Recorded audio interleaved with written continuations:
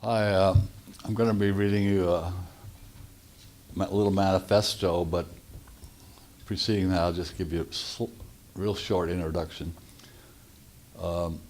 Artists Anonymous was founded by Jeff Fennell in Winnipeg, and Jeff and I were collaborators at one point on various projects, all of which were pretty much failures. And Jeff started Artists Anonymous, asked me to join, which I did, and it's a little bit of a contradiction that I'm up here because I'm not anonymous anymore. I've fallen off the wagon, and I noticed that the work that I have out in the gallery was in 2000 or 2001, and what I'm going to be reading you was written in 2001, shortly after I joined. So if you'll bear with me, I'll try to go through this as fast as I can. I think I can stick within my time limit. The title of our manifesto was Pointlessism. Artists Anonymous was founded in the year 2000 by a person from Winnipeg who was at one time an artist. It was not instituted as any sort of millennium project, but rather as a purely magnanimous gesture to offer services for the poor, troubled, bedraggled, and harassed artists who are discouraged, downtrodden, disenfranchised, or just plain tired of knocking their heads, hearts, and souls against the brick wall of the art world. The primary goal of AA is of a supportive nature and entails helping artists who want to help themselves. In other words, we attempt to assist artists to quit making art and in the process become better human beings. All races and genders of any age are welcome. However, we do try to discourage painters of birds, anyone whose art practice involves searching their roots, and anyone who thinks the Dionysian works of Herman Nietzsche is even marginally interesting. We realize that our aims are alarming to some artists and to all visual art support systems such as galleries, museums, art consultants, and yes, even governmental support systems such as the Canada Council. However, the analogy might be pointed out that our friendly sister organization, Alcoholics Anonymous, has not destroyed the liquor industry, as it only attempts to assist those individuals who want to be cleansed. Being a nonprofit enterprise, we rely solely on the generosity of our members, but due to our small consistency, we are forced to instigate money-making schemes in an attempt to keep our financial heads above water. Thus far, our fundraising has been somewhat unsuccessful, but we are ever hopeful. As Reformed artists, we are no strangers to rejection, and the trauma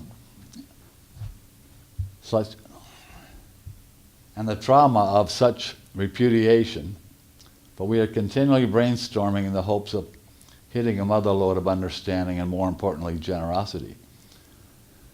To illustrate some of the problems and barriers AA has encountered, the following anecdotes may illustrate the difficulties the organization has run up against. Cases in point.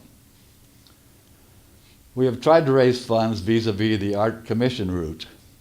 In our submissions, we explain how applying for such awards might seem like a contradiction, but then go on to explain how what we are proposing is not art. In one instance, we applied for one of the many commissions at the Calgary International Airport. In a nutshell, our proposal consisted of building a booth to complement the city's official chuck wagon booth where elderly volunteers in white hats greet visitors to Calgary. In an attempt to make Alberta the first artist-free province in Canada, the hatless and helpless AA volunteers monitoring our booth would have been disseminating information on AA and trying to discourage arriving artists from moving to Calgary, while vigorously congratulating those who were leaving town for good. The selection committee soundly rejected us. Unlike the next example, at least, we did receive an official rejection letter. The second competition involved some art consultants who managed somehow to be in charge of a $1,300,000 sculptural commission for the Bankers Hall Tower in downtown Calgary. In our submission, we explained that our work would be in the same category as that breaking wind thing that is currently on the Stevens Avenue Mall, also commissioned by Bankers Hall. And therefore that our submission, being like this hideous abomination, would not qualify as art.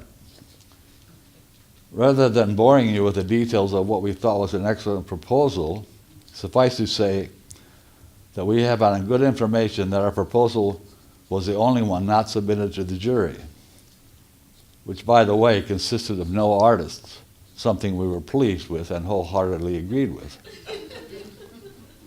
We did receive a strange communique back from the art consultant, which consisted of $1 Canadian and a pasty note telling us to buy ourselves a cup of coffee. Excitedly, we wrote back, assuming this dollar was the first installment of the $1,000,003.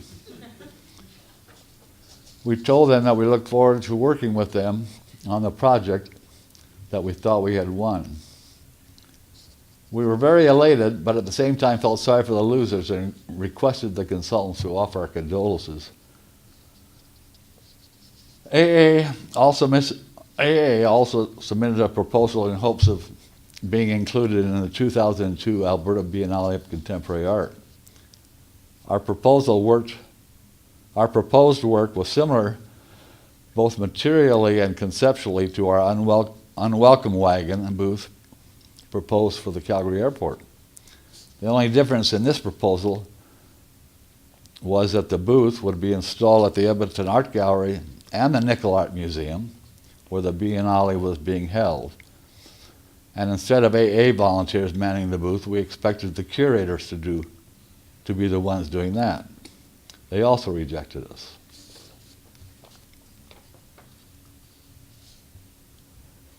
Some successes have occurred. In 2000, we produced a short promotional videotape which depicted an actual AA meeting. Its exclusive gala premiere, put on for the participants in the tape, caused quite a stir. The inaugural screening of our tape has been compared to Stravinsky's premiere of Rite of Spring in 1913. With the exception of the distinguished composer Maurice Ravel, virtually everyone in attendance at the theater that night threw tomatoes and other garbage at the stage and tried to hoot the performers to a standstill.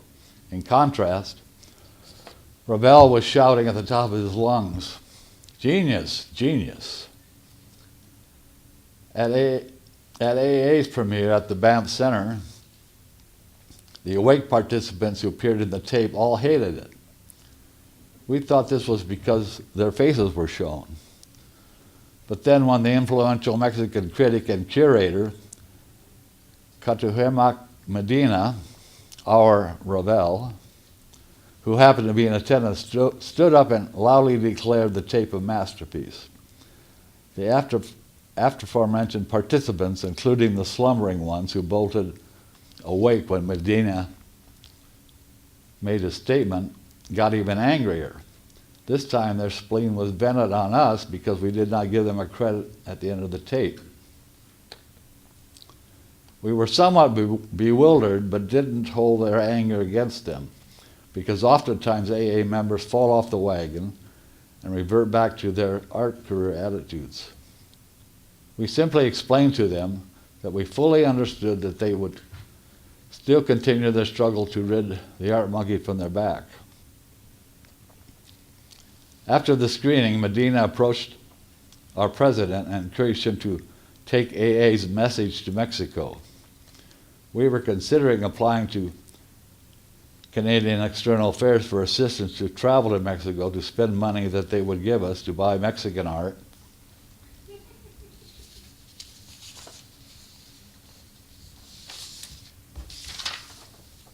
Medina said that with that with such a project we would get invited to many parties put on by artists. We would expect that those who we bought art from would sign a letter to intend to quit. What we would then do with the art is somewhat problematic, but we would probably burn it.